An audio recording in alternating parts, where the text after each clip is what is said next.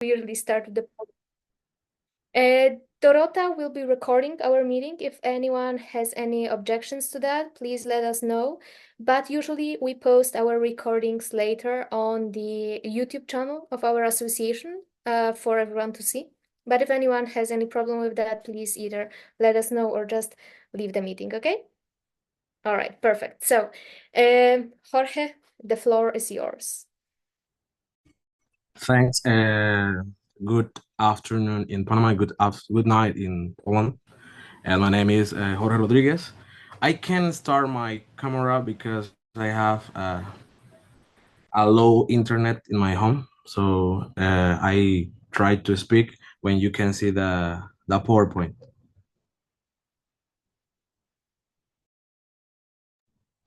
Donato.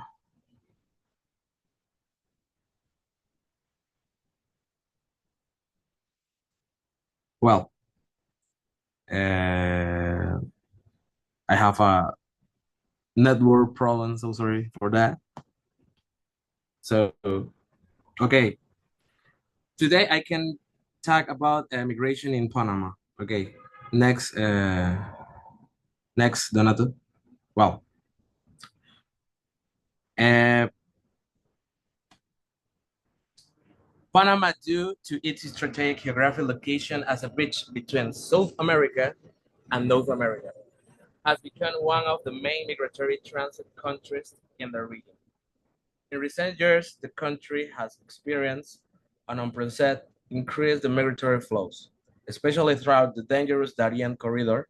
In 2023, more than 400,000 people, mainly for Venezuela, Haiti, Ecuador, and other countries, crossed Panamanian territory in a search of a better life or opportunities.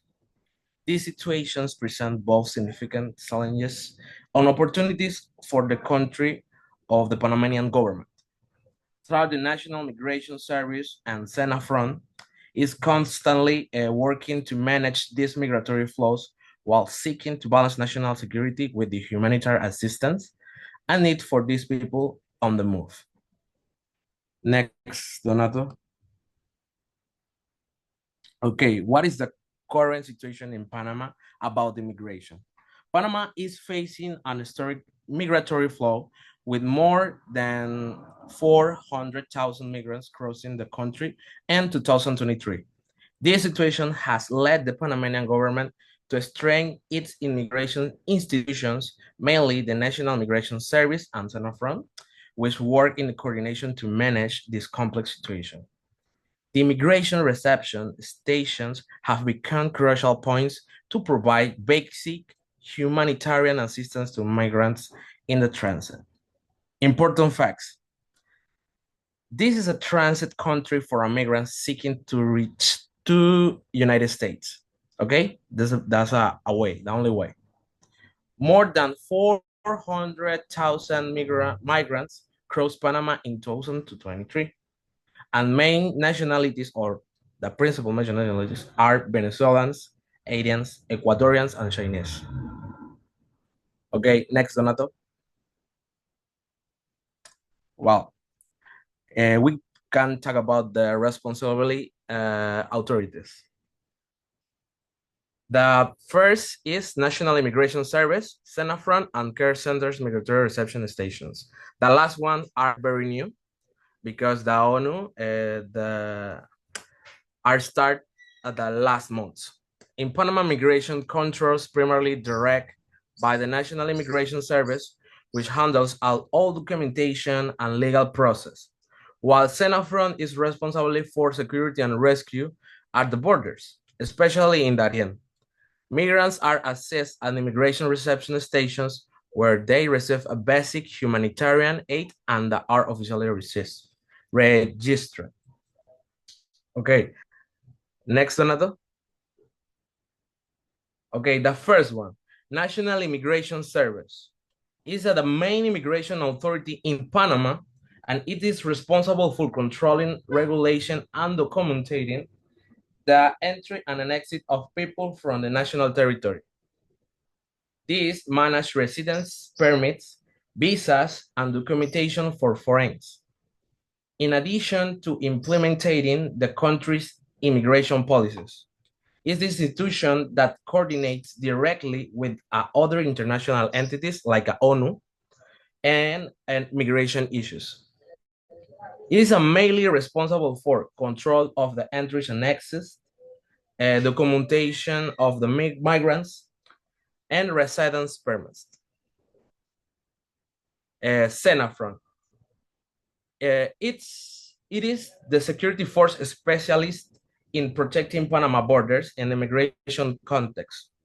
It plays a crucial role in Darien, where it carries out humanitarian rescue operations, patrols and protect migrants. It also combats illegal activities such as human trafficking and provides first aid to migrants found on border areas. It is responsible for a border security, humanitarian rescue, and patrolling in Darien. And the last one is care centers, and there are facilities established by the Panamanian government to receive and care for migrants crossing the Darien. These centers provide basic medical care, food and drinking water, registration and documentation of migrants, temporary shelter, and the main ones are located in San Vicente Darien and Las Lajas Blancas, and functioning as a first piece of humanitarian assistance in El Tapón del Darién. Next, Donato. Okay. Tapón del Darién is the main irregular migration route. 1,000 people cross it every month, and it has high rate at risk and dangers. The Tapón del Darién has become one of the most dangerous migration corridors in the world. This dense 106 kilometers jungles between Panama and Colombia. It represents a daily challenge for migrants who cross it, facing risks such as extreme weather, criminal groups, and lack basic service. Despite this dangerous, thousands of people continue to choose this route on the other way of north.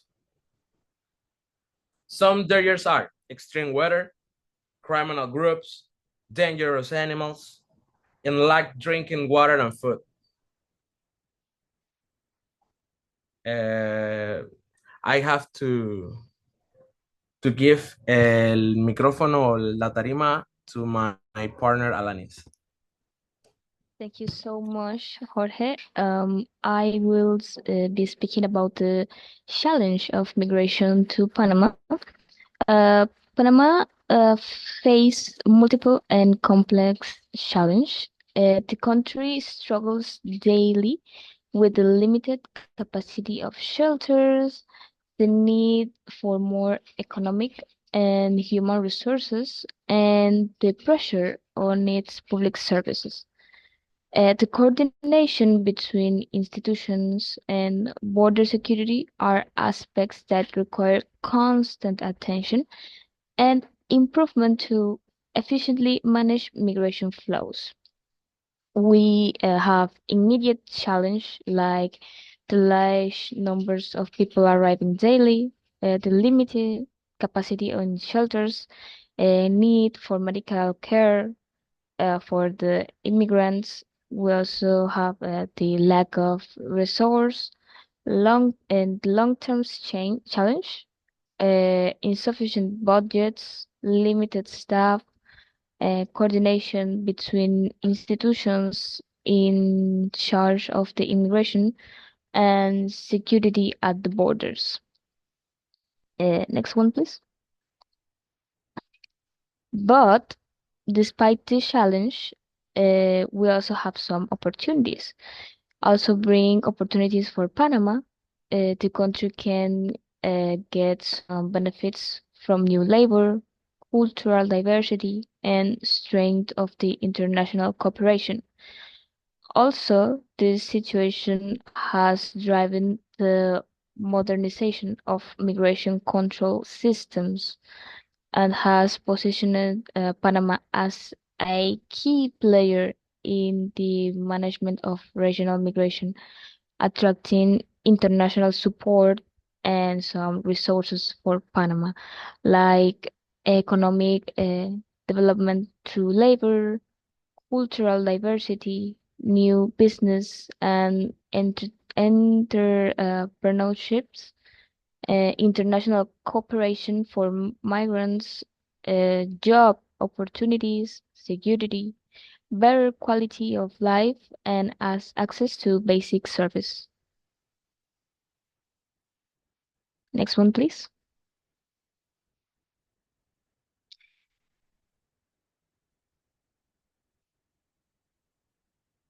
Next. And that will be the end of our presentation. Thank you so much for this space where we can speak to you about the migration on Panama.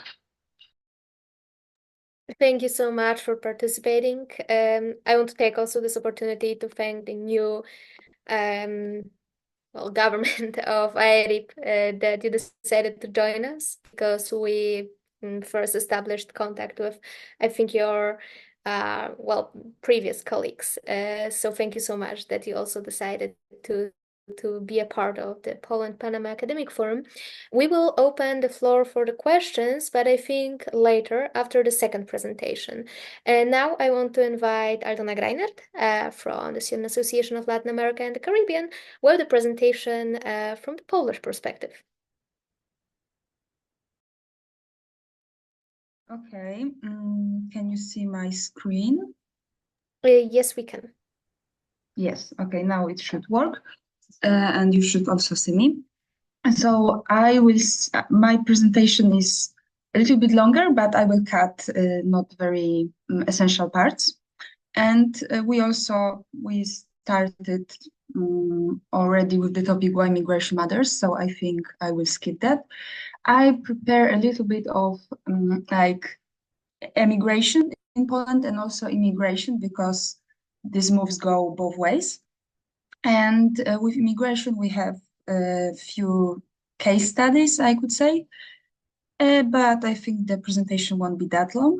So as we all know, migration are really current issue because of globalization, which allowed us to travel easily.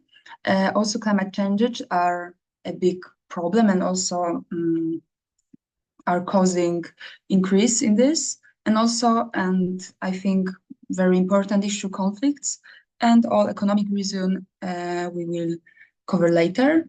And also we have types of migration. So I just put it to like show that even if we are not changing our country forever, we can also be migrants in other way for studies or for internship abroad or even inside our own country. And emigration, who leaves Poland. And in 80s and after Polish Democratic Republic, which was under Soviet Union, travel was restricted. So later, after 1989, when the government was changed, emigration was easier. And because Poland was really poor country and the system was changing, a lot of people from Poland decided to emigrate mostly to West countries, also United States. And after joining European Union, direction of immigration was changed more to the West countries in Europe. And after joining European Union, more than 1 million Poles decided to live abroad. Now, nowadays, the immigration to wealthy countries is still case, and there's a lot of Polish people in Netherlands, Norway, Iceland, Sweden, or Germany. And this, but also people are also changing the migrates trends, for example, for Spain, for the weather, and the type of migration are really different, mostly economical. For example, Iceland to work, very simple job and get a very big salary, but also more like vacation migrations or something like this, but it's very diverse. And nowadays it's about 20 millions of Polish people and Polish descendants living all around the world. And we call it Polonia, which means the people who still has this emotional connection or like in the blood by fathers and mothers. And as you can see on the map, America, both North and South, was a really big direction, especially in the 19th century. But Polish people are mostly on every continent, and they have strong connection to Poland, we can say. And immigration, the bigger part of my presentation, and who comes to Poland. And for the first, we should start why. So, as it was said, that Panama is a transit country to go to United States of America. And with Poland, it would be transit states to go to European Union and to the rest of the West Europe, more wealthy. But nowadays, Poland is also known as a country with a big, like, it's really safe country. And in the statistics of murders or assaults, you can see that Poland has this very low, below like European average. Sorry for I didn't put the name, something was deleted. But also nowadays, Poland is giving bigger opportunities economically, and also cost of living are not that high like in West countries in Europe, but it's also changing. So I think it's a really good moment to talk about immigration in Poland, because we are really can see the changing patterns. And here I have a number of registers foreign workers, but as we know, foreign workers are not everyone, because not everyone is filling the forms. And also we have children, elderly person, but nowadays like migration is estimated at 2 million to 2.5 million, but depends on the statistics. It's always really hard to set how many. And within this 1 million workers, there are like 3,000 more or less people who are registered as refugees. And here I have countries of origin of these registered workers, and we have Ukraine and Belarus, which on the next slide we'll see it's the majority. Also we have Georgia, India, Moldova, and Philippines, but they are less prominent in this. And in this statistic, you can see that almost 17% of foreigners working in Poland are from Ukraine, and another 12 almost percent is from Belarus. So we can see that these cultural similarities, like other Slavic nations, that the Poland is for them this country to have a better job opportunities. And also, I will talk it later, it's also connected to the war. And here also I put it's more just to see how diverse are the migration. We have nationalities registered in 2023 in this year in social security, like yeah. And we can see that also there are from Ukraine, Belarus, but also there are a bigger number of people from Colombia and also from Asia.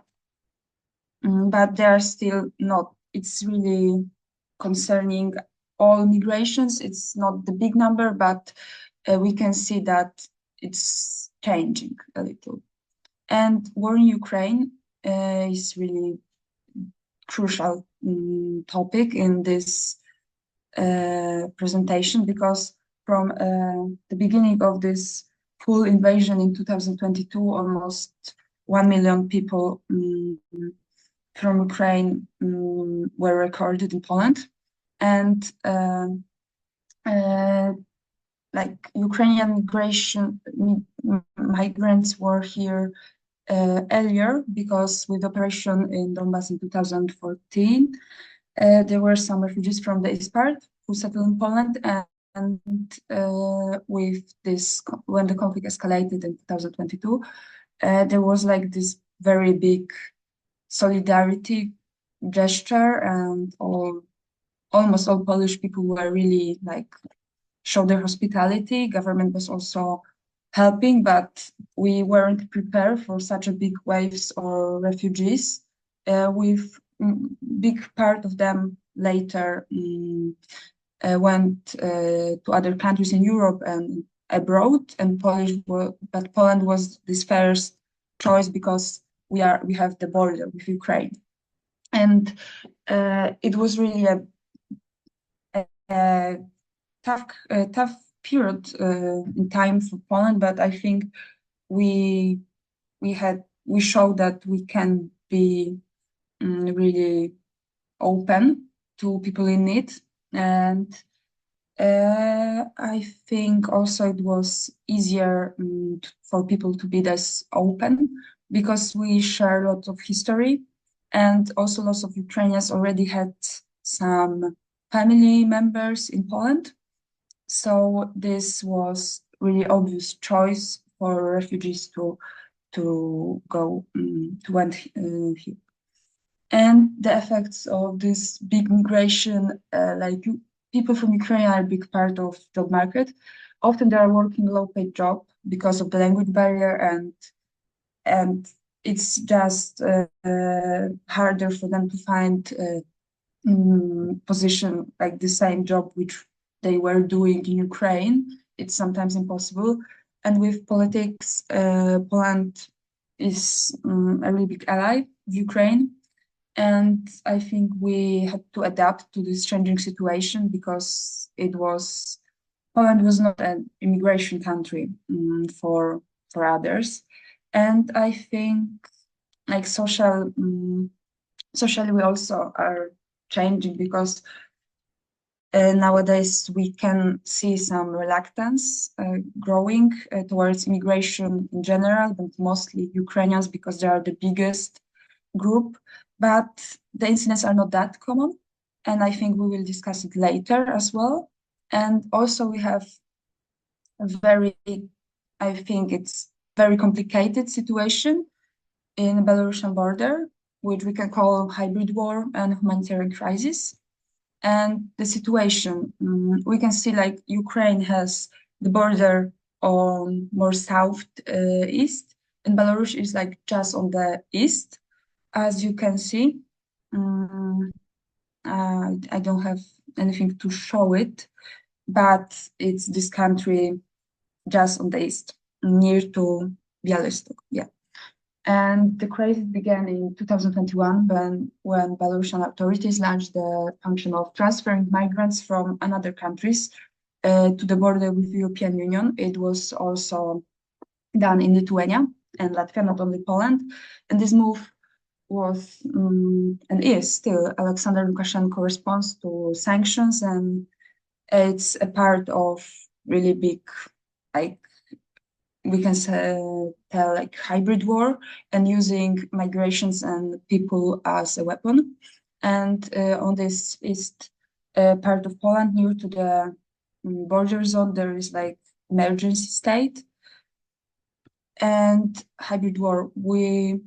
This Belarusian regime uses migrants from countries like Syria, Iraq, Afghanistan, other Middle East and African countries, which a lot of people from these countries needs shelter. They can be treated as refugees, and also they're misleading some people and just telling them that they can go to Europe for a better life, and they would just cross this border and it would be easy. But it's not like this, and it's like bigger plan with using mostly innocent people and forcing them to go through the border, and it's caused chaos, and some people are getting stuck in between this border because, as I already said, Poland in this place it's like it's not only Polish border but also European Union border, and that's why it's like so well protected.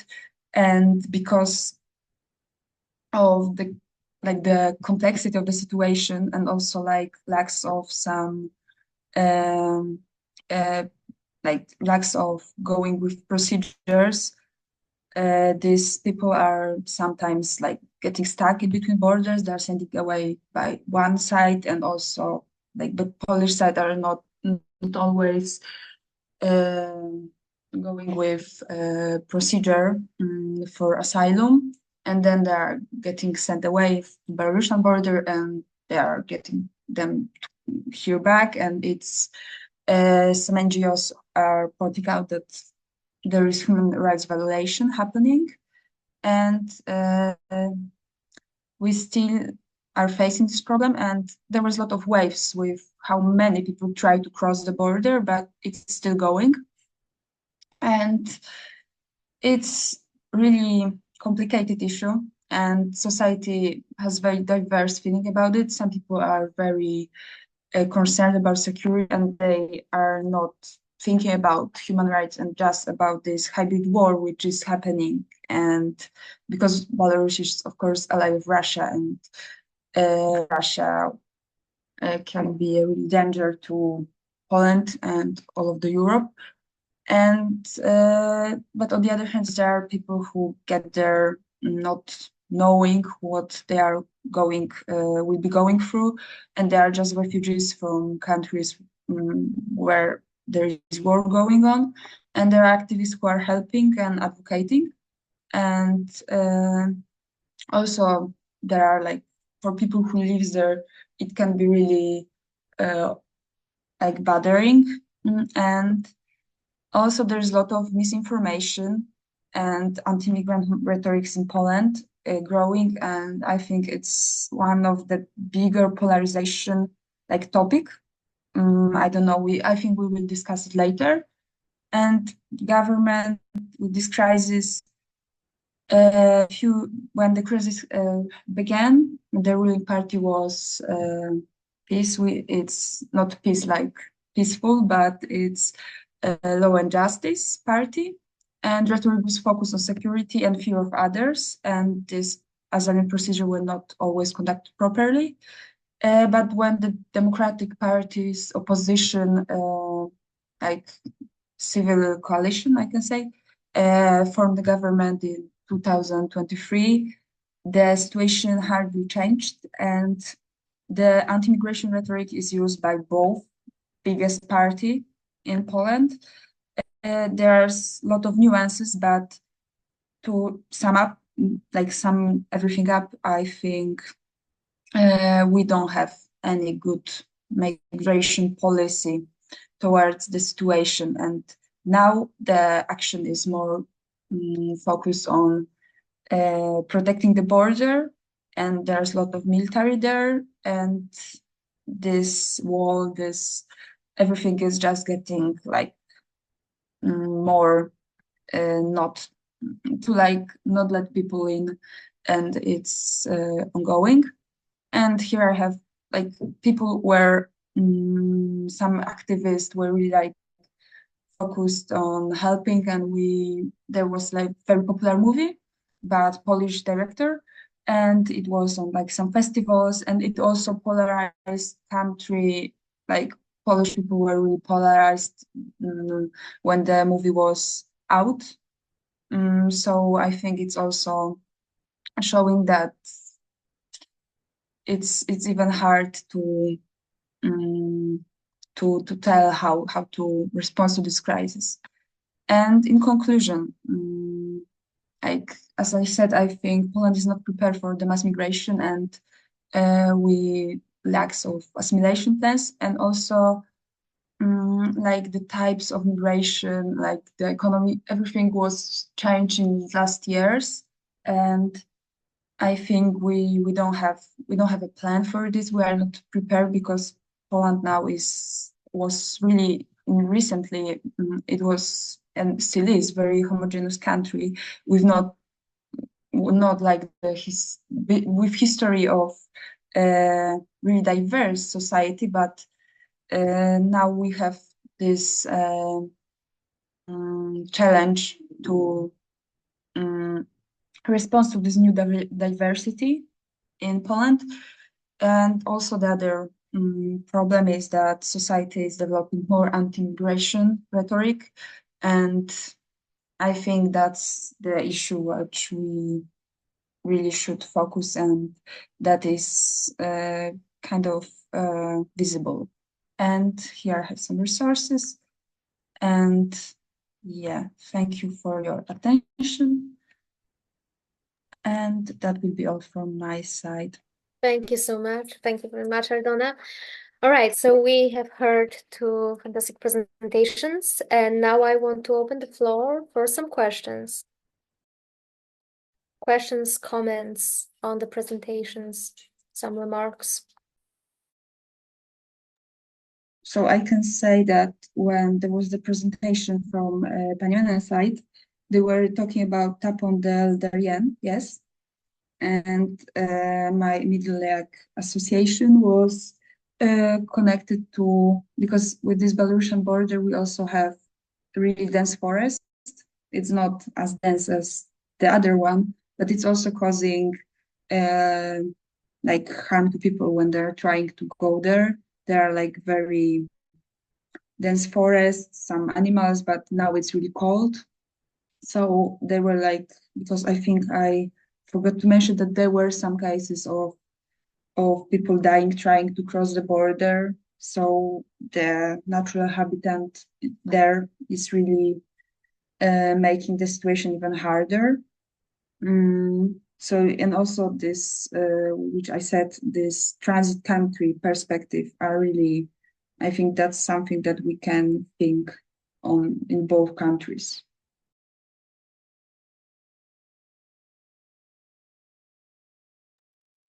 Yes, actually, I couldn't agree more because, but there is some things in the geography of Panama that help the criminals actually to kidnap people because this is a really dense forest, tropical forest, that if you don't know the road that the immigrants create themselves, it's really, really easy to get lost. And if you get lost, you can, first of all, die by the nature, die by the animals, because we got jaguars, we got lion mountains that we call pumas, and and crocodiles actually.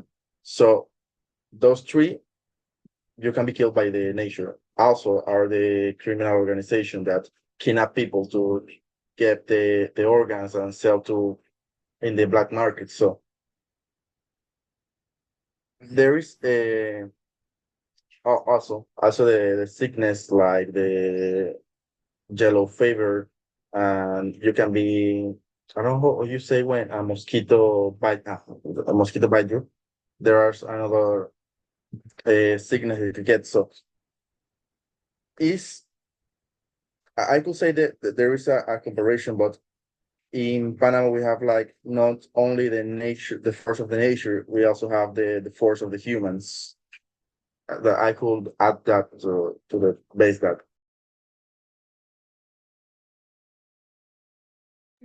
Thank you. Unfortunately, in Poland, it also is happening. The gangs are operating also on the Polish-Belarusian border, and human trafficking is also happening. It is not on a massive scale because this migration, although it is a huge problem, it is not on such a massive scale as through the Tapón de Darién. But unfortunately, it is also a problem here. But it was also a huge problem with the mass migration from Ukraine because in the first days of war, when people were escaping from Ukraine, fearing for their lives, there was a lot of chaos at the border. And for example, there were situations in which children were separated from their parents. Either they were escaping alone, the children's, or they were separated from their parents in some circumstances, and the children were kidnapped. There were situations like that when the children were kidnapped or young women.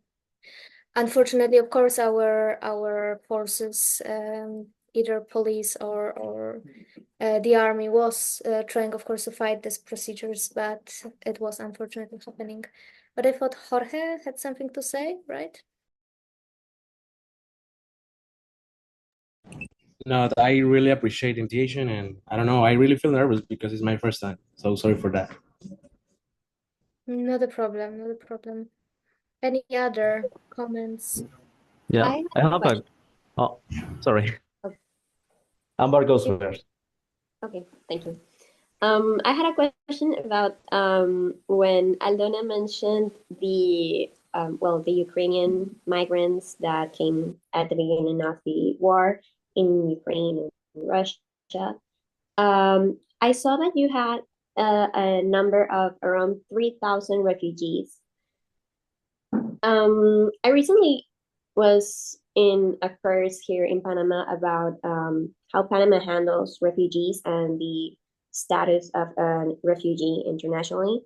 And I learned that in Panama, we have a very low rate of cases that actually are recognized as refugees and not just migrants. And I wanted to know if legislation in Poland is also similarly very strict, because it really surprised me that considering the amount of like almost a million people suddenly coming into Poland, only around 3,000 were considered refugees. Could you explain that a bit? Okay, I will try because I'm not sure with this legal perspective that much, but also this asylum seeker, like this procedure to be recognized as a refugee, this data is from this year, as far as I remember. And when I saw like this data, like mostly there are people from, like I think Ukrainian people are not always seeking for this refugee status. And my Polish colleague will talk, I think, about it as well. And this refugee procedure is more, as far as I know, with for example, from Afghanistan, and because these nations which I mentioned on this photo with the flags, these are people who are working, and they are not like from refugee needed countries. And with this asylum seeker procedure, this issue on the border, that's I think if the procedure were like conducted properly, they could be more refugees, but sometimes they are denied to fill the form. And I think that's because not everyone are seeking for this status, and they are more for work and just to find a place to live for this period of time. But I'm not that sure, so my friends can correct me. Okay, Dorota, please, because I think you have something to add on this topic. Yeah, actually, I want to mention only that I think that it was in last year. Yeah, I think so. We had this really huge scandal about visas, which were actually, I will say that some ambassadors, they just sell the visas to Poland, and it was a really huge scandal. And after it, it's really hard to get a visa to Poland, especially when you, for example, you want to be a student or work as I don't know, maybe in some kind of constructions and things like this. It's really hard right now to get the visa because this scandal was really huge, and it turned out that there are a lot of people who just buy a visa. I mean, in this bad way, like a corruption, not like in a good way that you need to pay a fee. And right now, it's really hard for students from abroad because they need to have, for instance, when they are ill and they cannot go to the university, it's really hard to them to prove that they are really ill, and they cannot go to university. And even the professors, they need to check the attendance list very carefully, because every single university need to prepare, I don't know how it really looks like, but they need to prepare some documents that their students from abroad, they really attend to the classes. So because there were a really huge group of, let's say students for a moment, And well, it turned out that they weren't a student. I mean, that they wanted to go to work and earn some money, not to study in Poland. So after this scandal, right now the procedure is really, really hard. Okay, thank you. Jorge Isaac now, the second Jorge. Yeah, the second Jorge. I have a question for Aldona. For example, here in Panama, just in 2023, around 500, 500,000, no, let me see. Yeah, 500,000 people have crossed the Tapón of the Darién, and that's not free for Panama. For example, transporting someone from Darien to Paso Canoa is around $60 per person, and according to 500,000, this is a lot of money. And my question is, how much money it costs for Poland to receive around 1 million immigrants? You mean like the cost on the border or in general with the refugees? Between people working, between refugiados, I don't know Refugees. yeah, refugees, between everyone. Like you mean how much Poland has to like pay for each person crossing the border, or Like the logistics of that many people moving into the country. So Yeah. Okay, so with that many people, because with these Ukrainian people who are like who crossed and who are still in Poland, it was like in the first moment it was a big like it was hard with logistics.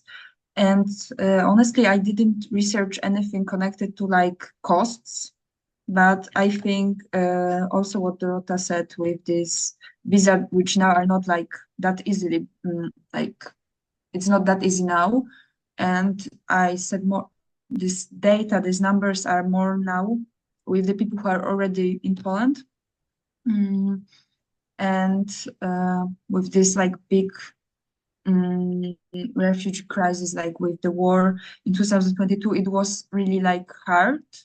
But the logistics side, because like the station were full, like the volunteers had to like help. They were like lacks of food, hygiene products, shelters, and also like people like just offered some Ukrainians the normal home because Poland was not really prepared. We don't have that many like this, I don't know, reception centers. But honestly, with the money, I didn't research it. So if Maybe anyone, Yannick, because yeah, maybe Janek is maybe- having a hand. He will, I think he will know better.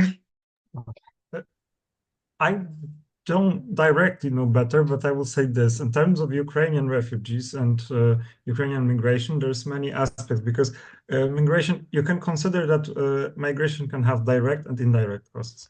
It's the direct costs will be managing the influx of as many people and organization of that. And Poland was not used to that amounts of people crossing the border in the Podkarpacie region, yes, which is the border between Poland and the Republic of Ukraine. But also an indirect cost was, for example, that the amount of Ukrainians that were here, many of them, for example, decided to stay here because Poland is close culturally, and Poland has, there is, like Alona mentioned, a rather big population of Ukrainians here. So some decided to stay. And for example, the costs of that is that because there's an influx of people, the costs of housing have risen, for example, because there's less available. Poland has a big housing crisis, and it's unfortunately there are no steps taken to solve that. It's a big problem, especially for young people, and that's one thing in terms of the Ukrainian war. Another thing is, for example, that the school system had to adjust to a higher amount of Ukrainian children and kids, and for example, some teachers had to. So there was a lot of reorganization of that sort. The Polish entrepreneurial class, the businessmen, the capitalist class of Poland, for example, for them, the Ukrainian workers were also new potential workers that they could use. Some of them were pretty well, they had good education. I think the Ukrainian education system is quite decent. So on one hand, for them, they could, take the benefits of having more skilled workers, but they could also give an argument to when hiring workers, Polish workers, for example, that, well, if you don't want to work for a low wage, I have, for example, somebody from Ukraine who is desperate to earn money because he, I don't know, for example, he left his family behind and they don't have an easy situation because there was a war in there. And they were willing to offer him a lower wage. So that's one aspect of the Ukrainian conflict, because the benefits that the Ukrainians were getting from the Polish government, well, they were a nice gesture, but they weren't high. Some xenophobic people were complaining that, oh, the government gives away, money for Ukrainians, and it's a bit of a manipulation because the money that the Ukrainians were receiving was for a very short period of time, and that I don't think this cost the Polish government much, especially that at the same time the Polish government made a huge increase on military spending, for example, and that's part of the atmosphere that was, at the time, because indeed the conflict is quite unnerving from this perspective. One country, like a couple hours drive from us, and there was a war. But in terms of Belarus, there's very little refugees from Belarus who come in. So I don't think that this is like a direct cost. A bigger cost was building a wall alongside the border between Poland and Ukraine. It's a quite a big border. And Lithuania also was doing that because Lithuania is a member of NATO and the European Union. So there's obviously the aspect of the conflict between one political bloc, the Russo-Belarusian bloc, and the so-called Western countries. And there had to be more soldiers deployed. Some of them had to have training and stuff like that.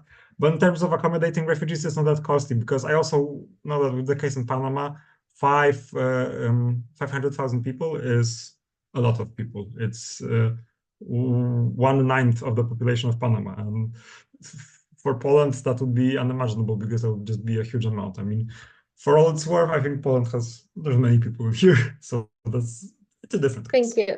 Just in a second, I will give voice to Hania and Aldona because they are raising their hands. Just a short interception with data, because I think it's important to differentiate the migration that we have here in Poland and the migration in Panama, because in Panama, the majority of people is willing to cross the country, and in Poland also many of them are crossing later to, for example, Germany, but far higher percentage of them stay in Poland. Therefore they are employed in Poland, and therefore they are paying later taxes in Poland, because the illegal migration is, as I said, quite low. The majority of migrants in Poland are legal migrants who are paying their taxes, and I found data that more than 1/4 of all businesses in Poland are hiring foreigners. So it's a huge amount. And for example, the gastronomy is about 50% of companies. So they're working in Poland, they are paying taxes. So the amount that we spend on migrants is also, relatively speaking, not that high. Now, I think Hania was first, please.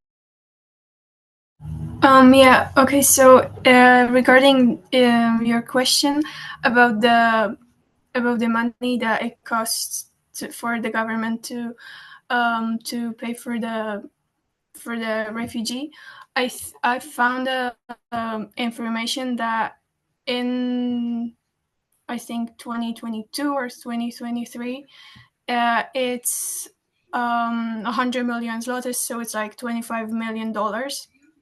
So I don't know, maybe if you know this number in Panama case, maybe you can somehow compare it. So it's like $25 million. I don't know if it's a lot or not. And also Poland, both with Germany, I think they spend the most money in whole Europe for the Ukrainian refugees. other countries that spend the money for Ukrainians. They're Czech Republic, Spain, and also Romania. And it's like billions of euros. So just to add some numbers. Thank you so much. Ardona?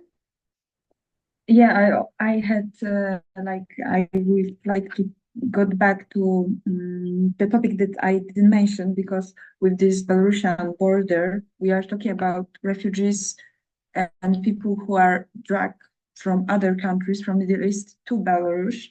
But we also had not the big amount, and it's not like that, like a war amount of people who are crossing the border, but in Belarus, because of this regime, there are some people who were also trying to get protection, and they moved to Poland because of political issues. And also we have the institution of like Pol card, which if you had some, I don't know exactly how it works, but when you have some ancestors from Poland, it's easier for you to get this, and then it's easier for you to stay in Poland for like to get citizenship, I guess. So we really have, I think we can really differentiate the Slavic immigrants, like from Ukraine and Belarus, which we have some language similarities, history similarities, and also they have like some family connection sometimes with Poland. And also we have the other side, like migrants from all around the world who are all refugees, which is like really not a big amount, and the workers, for example, from this India, like Caucasus region, some from Latin America. And I think this is the big challenge for like society, because as I said, Poland is not really like used, people are not used to be to living in such diverse community, like society, sorry. Yeah, but I cover a lot of topic in this one, so I think if someone has something to add about this Polish card or some more about society. Okay, thank you so much. Maybe Janek Amber first. Maybe she will add something to this question, and then I will give you the voice, okay? Thank you. Thank you.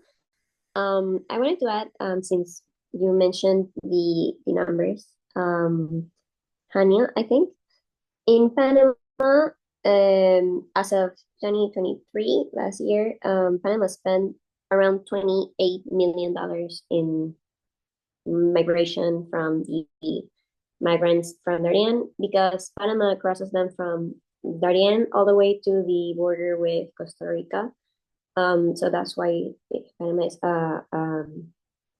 like, it's not their destination, it's a crossing country. I also wanted to add that in Panama, the amount of immigrants, like people that stay in Panama to work and to contribute to the economy, is around 400,000 people. So it's a pretty big chunk of Panamanian population, considering we're 4 million people.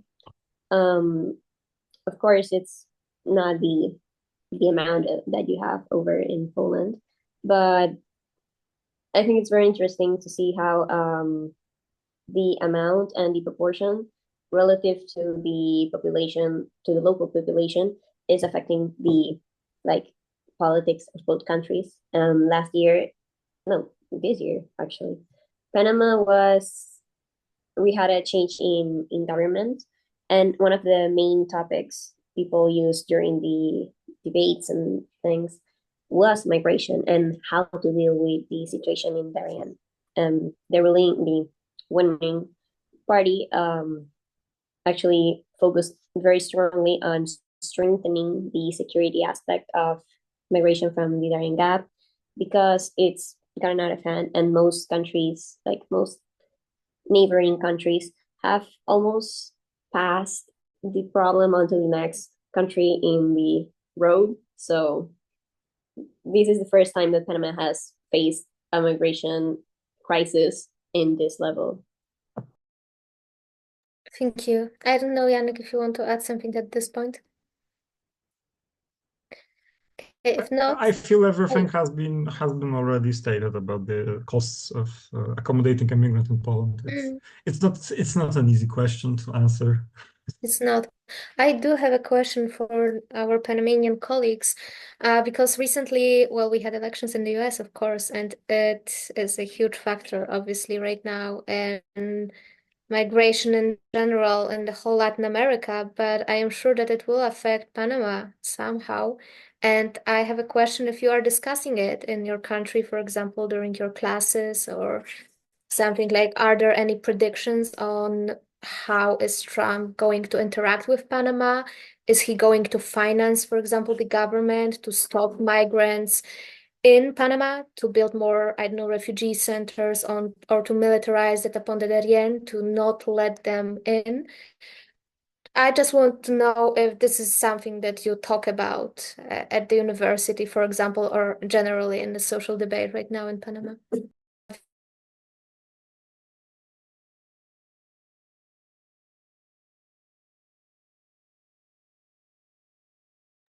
Okay, I hear that. Maybe not really. I don't know if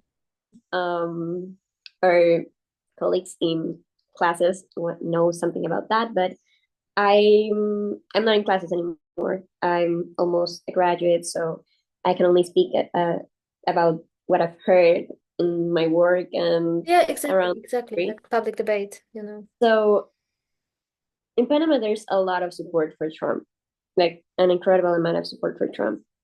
And I think that maybe will correlate to an increase in American and US presence in Panama, because Panama is really the only place in the whole migration route in the Americas where you have a very small and controlled area through which the migrants are crossing. Because the issue with the Mexico-US border is that it's massive. It's way too big, and it's very difficult to control an area that wide. And it also costs a lot for US migration and military. It is logistically, it would be much easier to militarize the Darien border, because it would be much more cost effective for both countries. And we have a precedence of that happening in the past. Actually, I don't know if our Polish friends are familiar with in the latter half of the last century, Colombia had a very big crisis with the FARC, the militarized groups, guerrilla groups, and they had a very strong hold of the jungle parts of Colombia. The reason which they did not cross over to Panama was because the US actually helped strengthen the military presence in the Darien border. That's the reason they didn't really cross onto Panama. In that time period, Panama was under a military dictatorship, so that also contributed a lot. But since then, Panama has dissolved its military, for those who don't know. So right now, the entities that Jorge and Alanis mentioned, this and a front mainly, are the state agencies in charge of the security aspect of controlling how many people cross and where the people cross from Colombia to Panama. Considering that Trump is very heavy on military presence and on stopping migration, irregular migration, it's very likely that something similar will happen again. Thank you so much. I will give you voice, Yannick, in just a second. I just want to like say that I'm asking this question not because I don't read Panamanian press, etc., because we do and we know what is said like officially, but at the university or in professional circles, if we are working in international relations, there is always some inside info and inside chatter, and that's what I was most interested in. Yannick, please.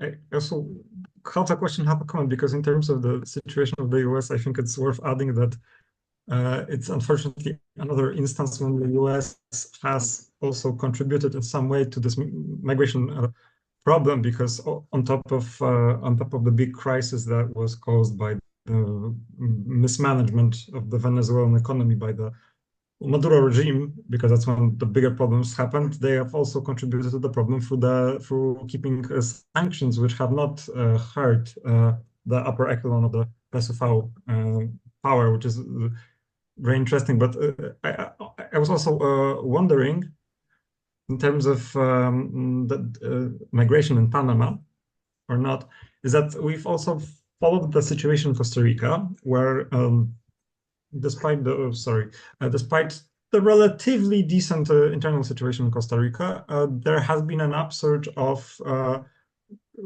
violent crime in Costa Rica and problems with violent crime. And some people have stated that the gangs that have been rooted out from El Salvador have frequently also moved to Costa Rica.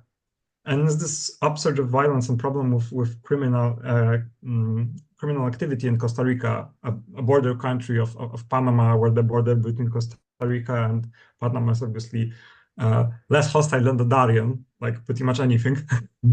Is this also something that may perhaps contribute to future migration, obviously much smaller than the thing in Darien? Because I think it's also interesting, because if you think of it, there's two provinces that border Costa Rica, Bocas del Toro and Chiriquí, and they're quite significant, for example. So that's also an interesting thing, because we've been observing the situation in Costa Rica, and even this country has been sort of having problems with crime and problems related to it. And we've been wondering if that's also something that may become a problematic tendency in Panama. But that's our question, Exactly. Thank you, Yannick. Anyone would maybe like to answer? Well, I'm gonna answer a bit. There has been a rise in violence in countries that previously didn't have that amount of that kind of organized crime in America, especially Central America. It's not likely that it will cross over into Panama anytime soon, because the border with Costa Rica and Panama, it's very mountainous and it's a very densely forested area. So it's very unlikely that those kinds of gangs and organized crime organizations can cross over through there, because from the Panamanian side, it's very controlled.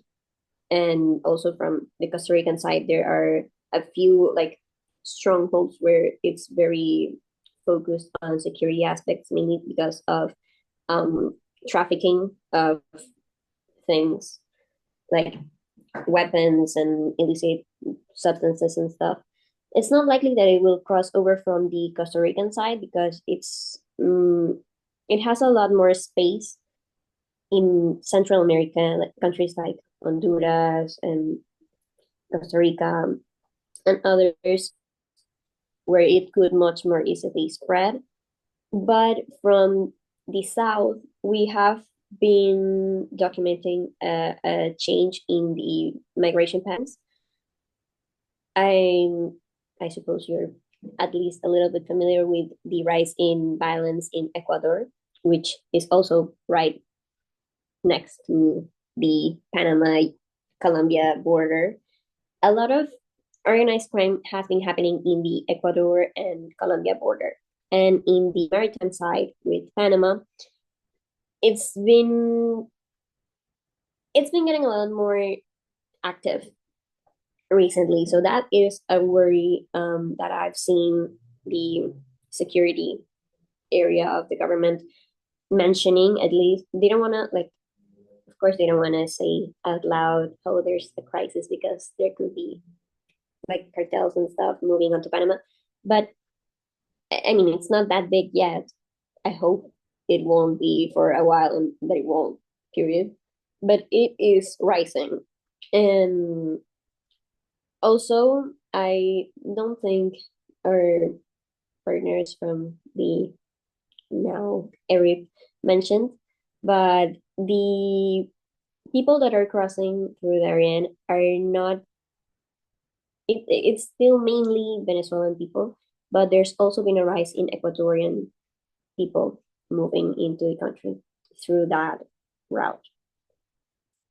As the jungle is receding because of the sheer amount of people crossing and the pollution they are causing, it's also making it easier for populations from other areas to jump onto the road. So I hope that answered the question. I think so. Thank you very much. Do we have any more comments or thoughts? If not, I would like to thank all of you very much for participating. But before we leave, I want to propose our next meeting, because I think this is a good moment to propose it.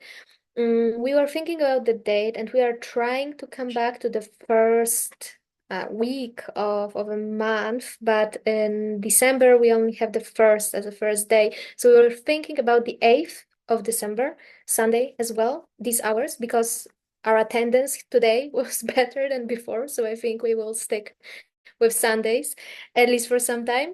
And Dorota, actually, the chief of our association, proposed that in December we can find maybe a more light and cheerful topic to talk about, rather than the tough ones we were discussing before.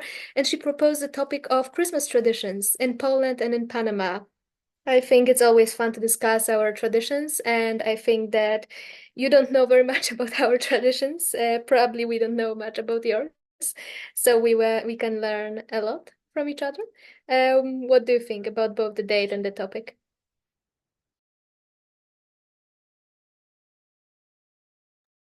Well, I for one would like that very much. A bit of a break from tough topics. And also, that's a very interesting topic that I don't think I would have come up with on my own. I really don't know anything about your Christmas traditions or your holidays even. So I think that would be very interesting. All right, perfect. I will also propose the topic, of course, on our chat, where we will have more people, but I can see some Christmas trees appearing here near the names, so I think the topic is accepted, at least by some people. Thank you very much again for finding the time on Sunday to join us. Thank you so much, Jorge. Thank you, Donato. Thank you, Alanis. Thank you, Aldona. Thank all of you for your participation in our discussion. And that's the end of our meeting. Thank you, Barbara.